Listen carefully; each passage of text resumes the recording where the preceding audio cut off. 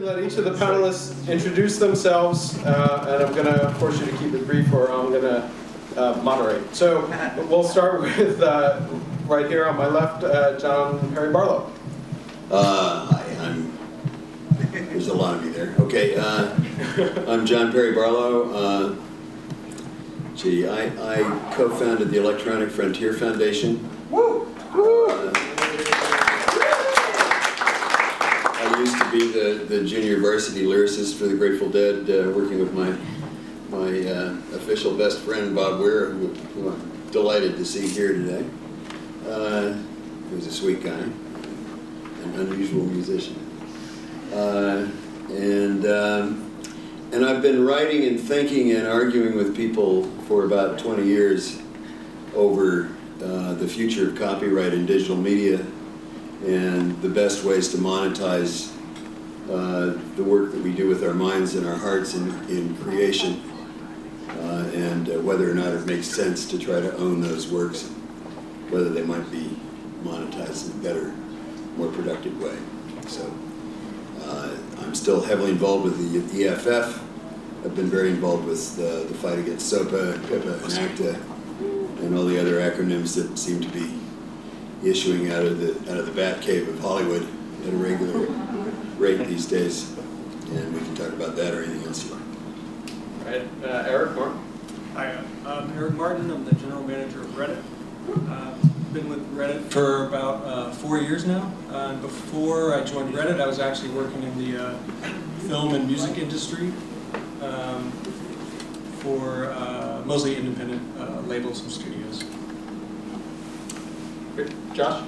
And I'm Josh Mendelson. My day job is as a partner at Hattery. We're a seed stage investment firm. But coming out of some of that work, I've had the privilege of being part of a group coming together called Engine Advocacy, which is a loose coalition of startups and investors and others in the startup community that are focused on issues in Washington and state capitals and even here in San Francisco. Great. So there's a lot of different things that we can talk about, just because a lot of this has become more and more important. I think for the entertainment industry, certainly a role in Washington has been kind of a big and important thing for a while. For the most part, the technology side of the world has mostly tried to ignore Washington, which doesn't necessarily mean that Washington ignores it. So I just wanted to ask, your general sense in terms of, what is Washington's role these days? Is it expanding? Where do you view the DC world? We used to find it that when EFF first started, we had our office in DC, and we felt like that was where the power was, and that was where the negotiation of new power relationships was going to take place as the internet became a social, political, and economic force. And we hadn't been there very long before we realized that they were actually dynamically clue impaired. They were anti-clueful on purpose. And they wanted to stay that way, and they've actually done a better job than I would have thought possible. It's like, I guess it's sort of, once you get your box in a certain kind of religion, you can go on believing things forever. But we moved to San Francisco, and we felt for a long time sublime in our arrogant willingness to ignore them. Meanwhile, the entertainment industry, content industry, which is looking at the collapse of their business based on the fact that it no longer has any good reason to exist, was very, very proactive in spending huge amounts of money, not just on lobbying and campaign donations, but in keeping practically every member of Congress continuously surrounded by a group of people that would be beating one drum and one drum only. And they didn't, it was like what was going on the internet was somehow invisible to them. And they started passing increasingly draconian legislation, starting with the Digital Millennium Copyright Act, and lately SOPA and PIPA, which I will describe to you if you don't know about it, but you seem like you're young enough and wired enough that you probably do, unlike many members of Congress. And also ACTA, which is an anti-counterfeiting trade agreement that has been signed by a great many countries that didn't even know what it was. But all of these things would make it possible for any content provider, and I must say I don't even like the word content, which I never heard before the containers started to go away. And it generally refers to the noun of something that is inherently a verb. Expression, to me, is a relationship between people. Music is something that happens in the space between people. It is not a noun, and it is not something that you can easily put in a container. And the containers that it used to be put in are going away, if they haven't already gone. But the content industry got these legislations, these various bills proposed that would make it possible for anybody, without any due process whatsoever, to complain repeatedly about copyrighted material being on any system anywhere in the world. And after a couple of complaints, it was possible to simply remove that system from the DNS tables, so it would cease to exist. And you know, even without having had the enabling legislation, back in November, the Department of Homeland Security erased from the tables 71 different sites worldwide. And I recently had an opportunity to ask the Deputy Director of the Department of Homeland Security on what authority she had done this, and she refused to answer my question. She said that it was a legal case that was still pending and she couldn't discuss it in any way. So, you know, that's kind of what we're up against. But, you know, the fortunate thing is that thanks, in large part, I would say, to Reddit and the Redditors and the many people in that environment, and also my own organization and Wikipedia and Google coming together in a way that was frankly shocking to the entertainment industry. I mean, they had no idea. Neither did Congress. And my old friend Pat Leahy, the day after Wikipedia went blank, finally called me up to talk about this. And he said, well, what is wrong? What do you people want? And I said, you know, we're so far gone that we can't even have this conversation any longer. You know, we should have talked about this a long time ago. And we probably should have. But in any case, we won that round. We will not win every round coming up. We have lost a lot of rounds with ACTA, which, as I say, has already been signed. We need to get together and create a worldwide opposition to ACTA. But, you know, these are all battles in a war that is ongoing and will continue to go on for a while. There is a huge amount of money at stake here. And there is an economic understanding, which is religious in its nature, about how this work, how you make money from this kind of work, and who makes it. And there are a lot of large institutions over the course of time that have managed to piratically take the work of musicians away from the musicians and hold it as though they had created it themselves, and operate on the basis of a model of scarcity in their distribution, as though it were no different from other physical goods. And it is different from other physical goods. In fact, it is precisely the opposite from physical goods, as we, with the Grateful Dead, found, mostly by accident, by giving our work away. And we found that the value of music is based on its familiarity, not its scarcity. The more people know about it, the more people want it. You don't make it valuable by making it scarce, because as most people in this room know, if your music is scarce, it is completely valueless. If nobody knows about it, it doesn't make any difference how good it is. So we have to fight that model. And we have to fight the literally billions of dollars that are tied up in maintaining that model. But it is an absolutely critical fight, because I see Brewster Kahle just came in and sat down, head of the Internet Archive, and he and I share a vision, which I want you to share, which is a world where anybody, anywhere, can find out what they want to know can have their hearts enlivened by the music and the art that is part of the general human patrimony, and can do so regardless of their station and regardless of how much money they have. And that the people who create that music and art can get paid on the basis of their service to the world and not on their willingness to be enslaved by large industrial institutions.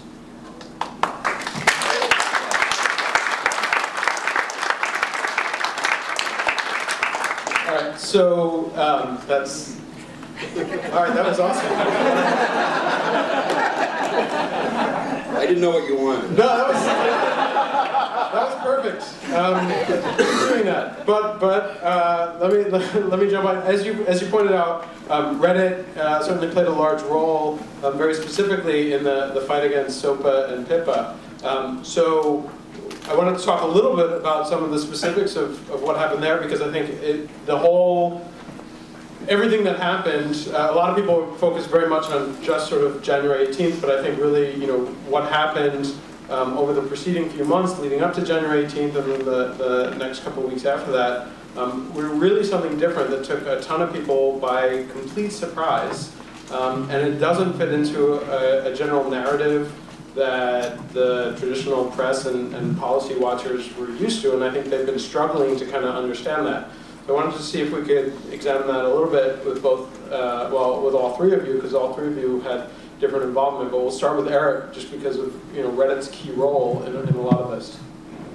Sure. So I mean, this whole thing really started for us, who work at Reddit, with the House markup hearing in December.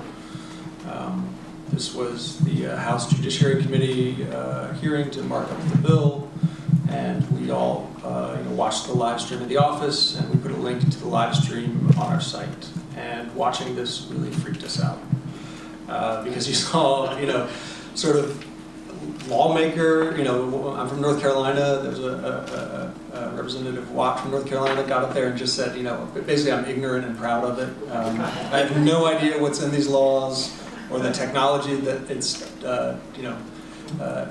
affecting, but hey, I'm not going to hear any amendments, or I'm not going to hear any calls for more expert hearings. So that really freaked us out, and I think for those of us that are not very familiar with the legislative process, which is most of us that work at Reddit, and probably a lot of the Reddit community as well, that was pretty shocking. That something so important and so central to our business, and also how we spend a large part of our day, could so easily just be, threatened. So after that, we decided we had to do something, and the first thing we did, which I think doesn't get mentioned much, is we just created a subreddit, or there was a subreddit called SOPA, so sopa.reddit.com, and we promoted that. And so out of that space, sort of organically came things like the movement to boycott GoDaddy. Out of that space came things like, let's try to get Congressman Ryan to, confirm his position for or against these bills. And a whole bunch of other ideas, some of which never caught on, some of which were horrible and were never heard of, right? And a lot of people, especially I remember the Congressman Ryan one, where people were trying to oppose Congressman Ryan because of this, because of what they thought was his opposition to this, his support of these bills, and it turned out he actually didn't support them, and confirmed that later. But a lot of people who probably knew a lot more about the legislative process and lobbying and all that kind of stuff and politics were like, that's a really stupid idea. That's totally the wrong choice for Reddit and this community, and they're naive and have no idea what they're doing. And I think that's kind of the point, is that in this sort of grassroots space, that happened to be here on Reddit, but in general I think speaks to kind of internet communities in general. You have people trying all kinds of things. You have people experimenting. Some of the things work, some of them catch on, some of them connect, some of them don't. And I think that's what is a big difference. That's a big change from the traditional models. You have all these messy, chaotic things. Some of them catch on, some of them don't. And it's that's sort of the crowd working at its best. And so all of those things, we take no credit for. We had no involvement in them. None of them were our ideas. We just kind of provided the space where people were sort of free to talk about and organize and try all these different things, and some of them turned out, some of them worked. And I think also that sort of snowball effect is something really important, when you're looking at other advocacy issues, when you're looking at, how to take lessons from this and apply it to, other things that, we as tech companies or as, artists and creators and makers, it's really about the story. It's about, keeping people who are interested constantly updated. It's about these false starts and these things that either catch on or don't. Because I think most of the people who ended up participating in the boycotts, in the boycotts or in the blackouts, maybe, I don't know, a good chunk of them didn't do it because they were inherently interested in the topic. A lot of them did it because they wanted to be part of something bigger. They wanted to be part of this story. They saw it as a valuable fight. But only we can argue about percentages, but a lot of people participated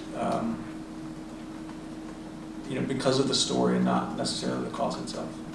So maybe I'll jump in there with a little bit more of the TikTok, because I think we can learn quite a bit from it and understand it. One of the scariest takeaways from SOPA and PIPA for the tech community in particular was how we didn't catch it until it had gone to markup and gotten very, very far in the legislative process. And frankly, it's one of the really cool things about having Mike here moderating. I think he gets a lot of individual credit for sounding the alarm earlier than anyone else, and being the guy who caught it and trying to galvanize a lot of us to start looking at it, thinking about what was going on, first in the House, later in the Senate. But perhaps to the earlier point, a lot of what goes on in the legislative process is about education. Traditionally, the education has been done when you go to a fundraiser and you pigeonhole your member who you're interested in, and you start telling them about that particular issue that you're interested in, that you want them to sponsor or co-sponsor or oppose and fight against. And what we have not done very well as a community in technology is do that education. And not even in a campaign donation way, but simply in marching into the halls of Congress and doing the sit-downs and trying to explain to both members and their staff what's good, what's bad, what's important, what's not important, what are the fundamentals of the issues, how does this technology particularly work. And SOPA and PIPA were this great galvanizing experience that enabled a lot of us to show up in the halls of Congress for the first time. So Engine, for example, was part of coordinating a trip where we brought a bunch of entrepreneurs to Washington and had them engage in a series of these meetings with Congress. And they kept explaining, look, we are the job creators, that when you look across the economy over the last many quarters and you're looking at job growth, it is coming from tech startups, which is a really, really compelling message. That's not a message that others could bring to the table. That's not a story that could be told.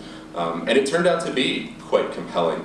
As a behind-the-scenes look, here's a really good reason why, if you are willing to no longer be a sponsor, or if you're willing to rise in opposition, know that there is this community, know that there really is this good narrative that'll be behind you. To that end, I worry a lot personally about the 18th and want us to be really careful about patting ourselves on the back for what went on. And I think Eric kind of got to this in some ways, but it's not a replicable experience. It was a fun movement for a lot of people. It was certainly an important cause and a great cause, but it's not something we can repeat time and time again. And I think that that's something to say really loudly and clearly, and perhaps that's not something that we want the traditional opposition to hear, the typical content distributors. I'm sorry, I'm using that word, Sean. But we know it to be true, and we shouldn't be naive about it. So as we look forward to other campaigns and how we're going to engage on the issues perhaps proactively and really teach lawmakers more and make sure we're getting really great legislation put forth that is protective of the community, protective of sort of jobs and innovation and where we're going as a society, we have to understand what it is we can truly do that bring these issues to light, that help get our users or our employees or ourselves involved, get us to the Hill, get us to engage with members. And that's the discussion that we're just now prepared to have, I think, as a community. How we're going to do that, how we're going to do it in an organized fashion, and how we are going to use the best of what we are, the best of the tools we're good at creating, the way we think about issues with really free exchange of information, and actually bring that to bear in influencing the creation of policy. Yeah, so that actually leads really nicely into the next question that I wanted to ask, which is basically kind of a what's next question. You know, I think that in part because this was such a story that didn't fit the traditional narrative, a lot of people have been struggling with this, and I know that certainly a lot of people who are involved in the SOPA-PIPA fight, you know, came out of it with like, okay, now what? Now what? You know, where do we go now? And then on the other side, there were a lot of questions where people said, okay, that was this totally crazy thing that just happened, and all those people are going to go back to wherever the hell it was that they came from, and we're not going to have to worry about them again. And yet, you know, we're seeing with the ACTA fight that people are coming out, especially in Europe, and it's, you know, ACTA, for those who aren't that familiar with it, I'm not going to go into all the details, but that's been around for 4 years, and basically was, you know, really completed in October, and yet suddenly in January, when they realized that everyone in Europe has to actually still sign on to it, suddenly everyone became interested in it, and it was really a reaction to the whole SOPA-PIPA fight. It's kind of interesting to see how that one fight has, you know, galvanized people in an entirely different continent to fight a particular issue. But the question is, you know, where does it go from there? And so what, you know, what is next? Is it, you know, do we take this community and we keep doing stuff, or are there other issues, or, you know, where do we go from here? I think we've got a couple of things we need to do, one of which is to be very proactive in defining and using a different system for mediating the economy of creation. I mean, that sounds like a long process, but we're already well underway in that. And it makes it a much easier argument to have if you can point to how it works without using the traditional model. Because the view in Congress is that it's all just about property and theft. And it is not just about property and theft, and even if it were, it wouldn't necessarily inherently be the property of the people who claim to own it. And they, you know, that is not clearly understood in the political environment, whether it's in Congress or in Geneva or in Maastricht. We've got to start making that argument and showing that it makes sense. But the other thing is that we cannot back off, because they're not going to them either.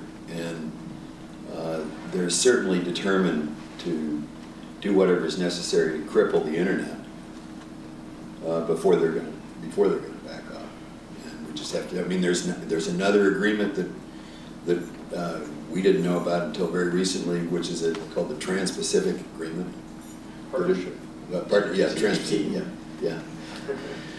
Trans-Pacific Partnership, which is a subset of ACTA that has many of the same characteristics just around the Pacific Rim, and that's already, you know, well toward ratification, and we've got to haul that back. So it's just it'll be steady work for a while. But now that people have gotten the word has gone out once. I agree with you that an event like happened last month is not going to happen very often.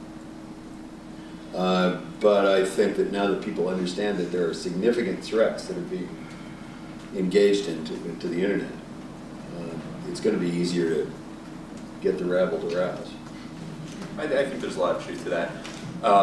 It's just about how do you bring to bear, I would argue, some of the less well-known or less sexy issues. Trade agreements actually seem to me to be one of those. It's really unsexy.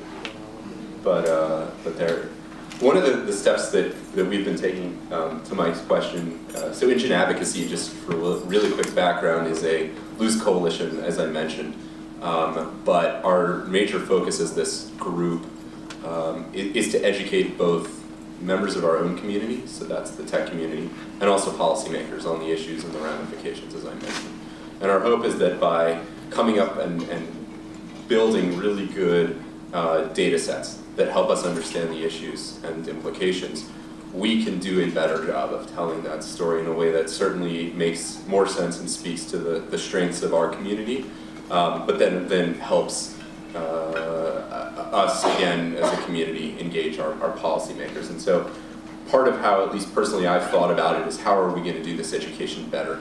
And where does it go from here? And that is about, let's not have these surprises anymore, or at least vastly reduce them. Let's catch it earlier and start talking about it earlier. And as a consequence, be able to do that education of policymakers, even if that means getting there in campaigns and elections. And making sure that, again, these same policymakers understand that we're not going to abandon them on election day. If they've been really loyal to us, we want to make sure that our users understand that they have in their districts some really great folks who need their help, who need them to volunteer, who need their votes. And at the same time, if there are members of Congress who just refuse to understand the issues and they're perhaps set in their ways or perhaps set with who their interests are, that's not great either, and that the community is going to understand that and be educated and make sure that whether it's their opposition who gets supported or there's sort of an abandonment of support, that occurs as well. But principally, again, this is just my personal opinion, but it is about how do we engage policymakers throughout the process and make sure that our users and our community continue to play a part of that. Just quickly, it's important to note that there will be surprises because the opposition is using stealth legislation all the time. I mean, the Digital Millennium Copyright was passed as a rider on a bill that had nothing to do whatsoever with copyright at 11:30 at night without any particular announcement in advance. So you can expect that too. We need to have, unfortunately, because of things like Reddit, we can have people that are on the ground reporting a lot better than we did have. But we need to have better intelligence in DC, that's for sure. I mean, and similarly, for folks who don't know, the EU version of ACTA was originally approved in a fisheries and hatcheries meeting. So to give you an idea of totally unrelated things coming together. So that sort of explains some of where those things are going. I think what's also interesting, or what may be interesting to the audience, is also sort of how do people as individuals get involved in a variety of these things? Is it just contributing on Reddit, or what else can be done? Because I think one of the kind of amazing things about what happened with SOPA and PIPA was how much people sort of came out of the woodwork, but really quickly formed a semi-organized group to get things done and act in a coherent manner. For the most part, occasionally going astray. But so what can people do sort of going forward to be the feet on the ground, to participate, to speak out, to talk to Congress, to talk to other people? What should be done? Sure. So and speaking to also kind of what's next, even in the face of some really scary stealth legislation and trade agreements and all these sort of dirty tricks that I think will absolutely continue. What makes me optimistic is some of the sort of the ripples that have come up out of the SOPA and PIPA fight. Things like there's now a really great subreddit called Run For It. It's basically helping engineers and whatever online geeks run for office. Mostly it's local office, city council, stuff like that, state legislature. But helping get engineers and scientists and people from the tech world involved and actually running for office is a great thing. There's, at the other end of the spectrum, you have things like, MeshNet, which is there's a group on Reddit, that there's others online that are trying to organize sort of a wireless mesh network that is not under the same sort of centralized control. Maybe that's a solution down the road. I don't know. There's people on Reddit have started a political action committee, which is called Test Pack, Please Ignore. Which just to give you an idea of sort of the mindset, that's one of the most popular posts on Reddit of all time was a post saying, "Test post, please ignore." And so since you can't tell people on the internet what to do, everyone voted it up and it became one of the most popular things ever. So I mean, it's that same idea of ignore this pack. Maybe that leads somewhere, and that's sort of a very much sort of democratic, pack with people voting on what issues they're going to support and things like that. I don't know if it'll work, maybe. But there's all these interesting things that people are trying, and I think that's the sort of that's the part that makes me optimistic about our time now, is that I think people who see something online, whether it's the Sopa Pipa fight or whether it's memes being born or whether it's stories kind of blowing up, if you see something go from zero, from nothing, to something that's now in the mainstream news or that's now being referenced all around in culture, that kind of changes your perspective, and it changes your perspective of what's possible. And so I hope, and I think we're seeing signs that that's encouraging more people to be involved, more people to kind of put their ideas forward, more people to suggest what might seem like crazy things, or try to build communities, or build sort of mechanisms to deal with these things in the future. This is self-serving to some extent, but maybe not. The Electronic Frontier Foundation is one hell of a good organization. I recommend strongly that you join us and/or at least make yourself aware of the work that's getting done on a continuing basis, because we actually do have pretty good intelligence. It's daunting because there is so much crap going on in the world that it's kind of hard to just go to the EFF site and spend less than an hour without feeling a profound sense of dismay.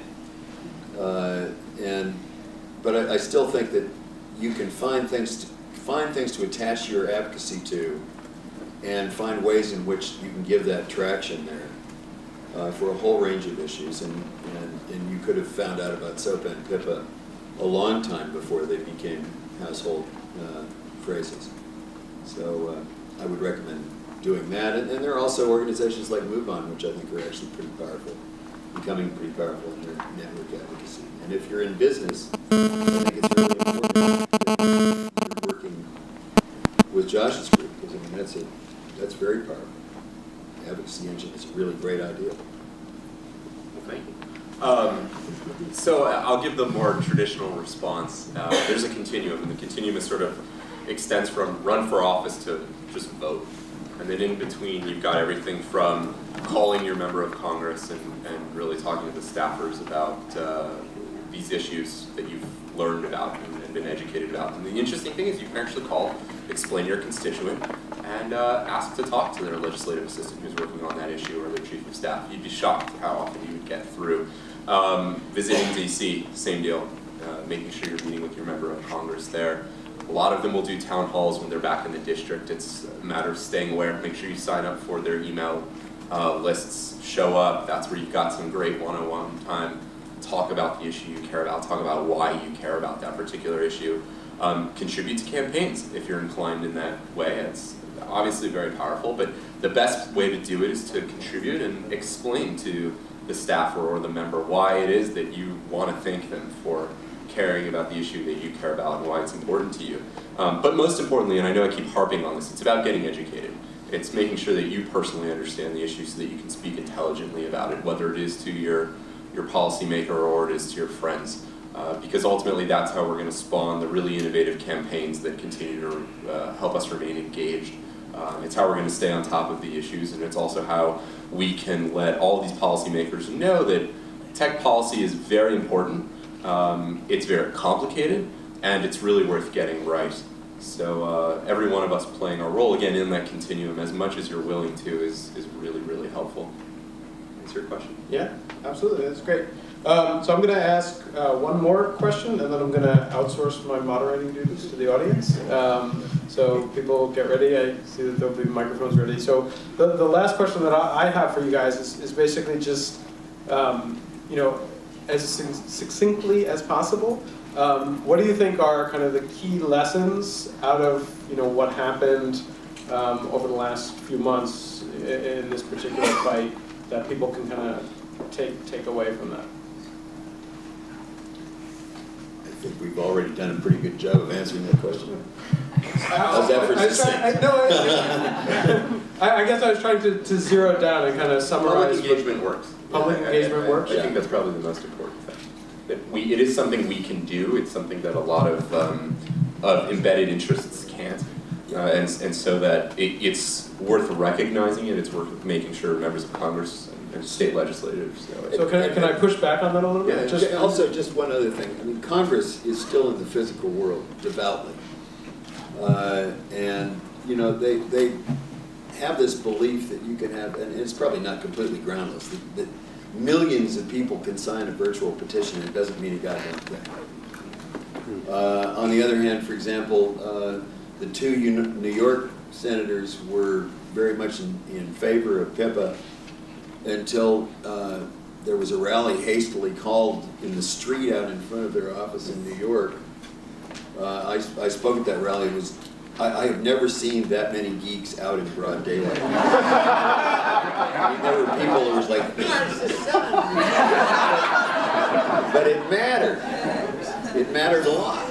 And they changed their position on it immediately. So the point that I was going to push back on a little bit is, I mean, almost every issue out there, there's public advocacy on it.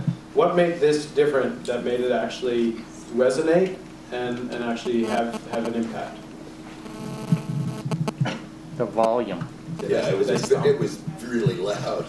Yeah, but what got it? Part of it was really loud, and part of it was just a really stupid piece of legislation. Yeah. And so there were those two contributing. Is it completely to the fact that the other side screwed up? Oh no, I mean, how could you have anticipated that this much effort would be brought to bear? I mean, I guess it's part of my warning earlier. How often are you going to have all of these very large billboards come together on a particular day and work to shut down the Senate switchboards in both district offices and in Washington, which was part of what Engine did. And that's hard to replicate, but the political outcry is something that we can certainly replicate, and we should replicate, and it's about coming up with the right tools to make engagement really easy. All right, that works. All right, let's go to the audience. We got a hat. There's a microphone, so make sure you. Not the guy with the hat. Thank you. Oh, I don't know if it's on now. Okay, yeah. Hey, so how much of SOPA and PIPA do you think was actually, the Google and the participatory sites, and also, like, how much of that battle is going to keep coming back as the content people keep trying to peel away at, notice and takedown as the regime? A regime that I think has actually worked pretty well over the last 15 years, but that the content people hate because they have to, like, go through all these hoops to get you to take something down, and, YouTube and stuff like that. So how much is the battle really, like, grassroots and borrow all your friends in front of New York Senator's office, and how much is it, like, Google and Facebook and billions of dollars on the other side? So I'm gonna build some new buckets, if you'll indulge me. I think that the Google and the Facebooks and some of those folks getting involved are about them. That engagement was really good in this fight. What was more important was what was going on behind the scenes. In order to have the movement, a lot of those co-sponsors drop off, the number of votes we saw change on the 18th, it required a lot of really hard work in the halls of Congress that had happened in the weeks preceding. EFF was a part of that. There were a number of really great organizations that were part of that. There were a lot of really great entrepreneurs, including Alexis from Reddit, who did those meetings and built the base that made it understandable and okay to rally and get around that. And so Google and Facebook and some of these great technology companies were a part of that education process, but by no means were they the most significant part or the dominant part. Now, to your second part of your question, which I'll turn the mic over to others who can speak to it even better, but the fight's not going away. I mean, obviously the traditional content distribution networks are still really important in a lot of ways. I think some of us would argue they're trying to save their businesses through legislation. That's not going to stop, right? They have a lot of incentive to not see that stop. But again, we better start winning on the facts. And it's going to be a fight, but it's something that we can do, and we should be willing to do. I think it's important, you say winning on the facts, and I think it's actually really important for us to start to get real figures and demonstrate the ludicrousness, really, of some of the figures that the content industry regularly trots out as being gospel. I mean, they talk about losses that are, triple the actual gross income of the industry. That's unlikely. Except with their accounting. Well, I know they're really good at special accounting. I mean, one of the things you know, to your point about the current, takedown regime, I think one of the reasons why you saw a lot of the big tech companies and also entrepreneurs and venture people involved is because all of us in the tech industry are only 4, 5, 6 years removed from basically being two guys or two people in a dorm room or garage, right? Even the really big companies now can easily remember a time when there was a handful or less in a room somewhere, and when any letter from a lawyer basically could be a threat to everything they've been working night and day for. So that and everyone who's been involved has had to deal with the DMCA takedown notices and their abuse and sort of the burden of those. And when you're I mean, Reddit's whatever top 50, top 100 site, we've got 11 employees. And whatever, but we make it work. But adding any, I think the reason you saw so many tech people fight really hard against this, and we don't normally agree as an industry on many things, was because we realized that this was a real threat, and even the current regime is burdensome at best. All right, right up front. Oh, someone's already got the microphone. I'm sorry. You'll be next. Hi, Alyssa Rosenthal with Future of Music Coalition. We're actually based in DC, and we've been really pleased to be able to work with you all on this issue, and certainly will continue to do so. One thing I just wanted to mention as well is among the millions of people that raised concerns, and we just saw that huge groundswell, which was pretty remarkable. Another thing that policymakers need to keep in mind, in addition to the tech sector, are also the creators, and those are the musicians. We at Future of Music had an opportunity to reach out to tens of thousands of arts and cultural representatives and fans through groups like MGMT, Trent Reznor, Amanda Palmer, Zoe Keaton, and other artists who did speak out against SOPA PIPA. But this is what we do every day. So we encourage everyone in the room here and at SF Music Tech to speak to us as well. We're based in DC. We come out to San Francisco a lot. And we know that we can do a lot of work with our legislators in DC, in the halls, to hopefully prevent this, or we could have probably prevented COICA as well, if we were able to work together as a community and as a team earlier. So thank you. Yeah, so we have this question up front, and I'll just repeat that Future of Music Coalition was very, very helpful in this fight. It was a big part of it as well. Hi, I'm Tom Murphy. In this whole discussion, it seemed very Anakin Skywalker to me, of either you're for piracy or against piracy by the content companies, and then there was you're either for freedom of speech or you're not, and it became a very divisive argument that a lot of people rallied behind in this round on the tech community. But it's still about setting up lines and division and hyperbole on both sides, and my question is, a lot of people at this conference are people who create music, who embrace technology, and actually support both issues about how do you be a commercially viable media person and use technology. But the national debate was, you got to pick one side or the other. Do you have any discussions about Rodney King of this whole thing? I think that there's, at the risk of being glib, I think if that's the perception, then in some ways we failed. Because when you look at the halls of Congress, it was actually something that was pretty bipartisan. And it was really interesting to engage both, for example, the property rights advocates and the free speech advocates and have them agree on a particular issue, which traditionally is not the case in some ways, but of course not all of them did. And so you'd have, whatever we want to call it, the opposing side, the dark side. Certainly would use both, that there's free speech that's being that's can be infringed. There's harm being done to children. So there's the protection of children question that sometimes came up. But perhaps I'm going in too much detail and not talking about the real issues. It wasn't as divisive in reality. The problem is really, and if I didn't do anything else with my life, I'd get people to understand that everything is both and not either or. Yeah. It's usually difficult for Americans to accept paradox, but nevertheless, there it is. Or not.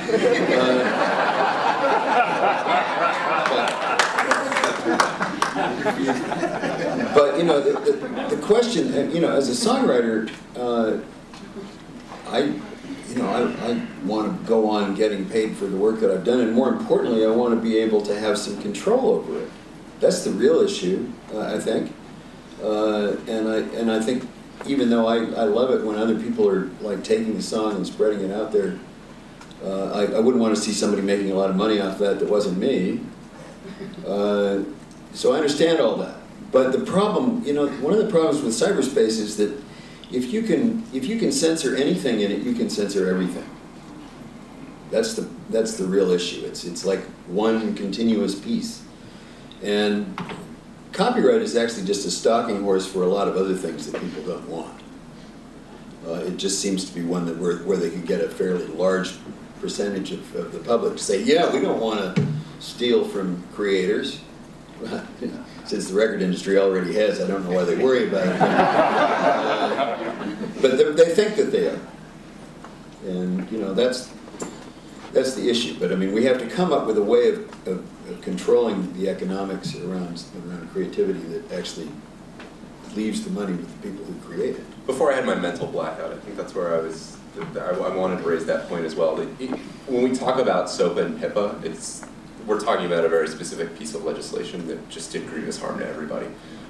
But I think as a community, as a tech community, as folks who are spending some time on the Hill, we all agree that we need to re-examine how we think about copyright in the internet world. And that's certainly a discussion that needs to be had, but to some earlier points, it's a discussion we'd like to have proactively, not reactively. And I think, just to jump in, even in my role as moderator, like part of what the reason why people like Future Music Coalition, who's on the musician side, and the reason why musicians like Trent Reznor and Amanda Palmer and all those folks got involved in this was because they don't see it as this kind of, you know, debate that's like that. They see it as, you know, what's happening on the internet has been a benefit for them. It's and so where they want things to go, and I'm going to speak for them, which is a little risky. But, you know, where they seem to want things to go is the fact that as more and more of these services develop, it's enabling all sorts of new ways for them to make money. And so, you know, the real solution, in my opinion, and what I've been saying for a while, is you know, not having this, you know, this shouldn't be set up as a fight between, you know, Silicon Valley and Hollywood, as many, you know, positioned it. But this is a situation where the two sides are really working together. They should be, because Silicon Valley and the sort of wider tech community continues to provide new tools and services that enable content creators to do more, to create more, to promote and to distribute and to monetize. And so that's, you know, as long as they're working together proactively on the innovation and the tools to do all those things, then it shouldn't be a fight. So that's me jumping in. Sorry, we're gonna go over to Bob. Okay, and first half of this question is directed to Mr. Barlow, and that is, you owe me $20. Am I ever going to see that?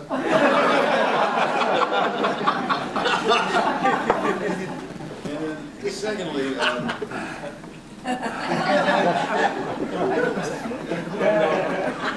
see it?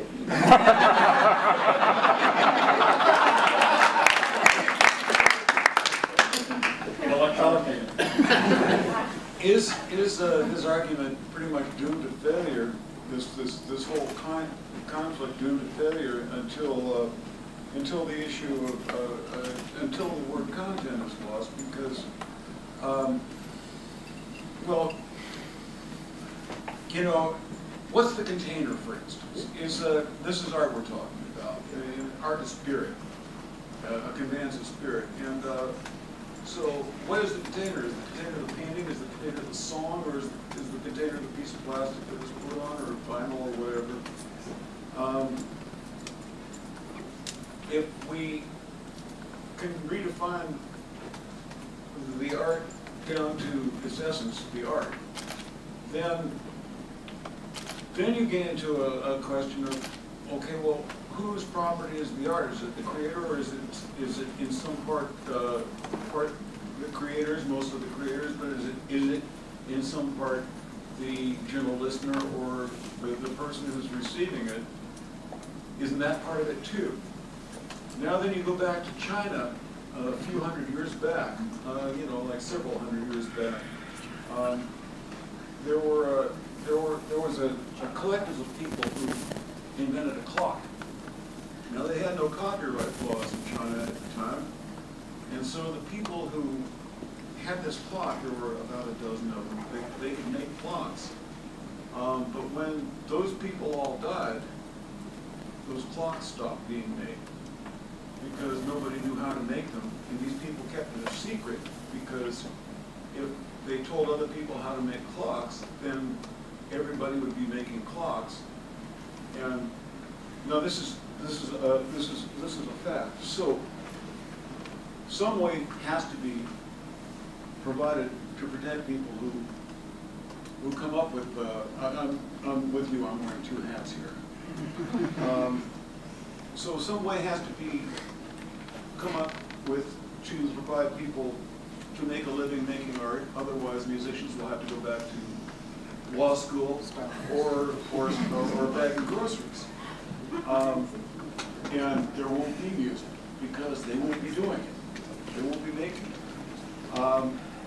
So what I'm saying is, if we look at this less as a commodity and more as something else. Now, a few years back, there is a model for this. A few years back, you know, somewhere toward the beginning of the 20th century, people stopped looking at how much money they had in the bank and started looking at a new term called cash flow.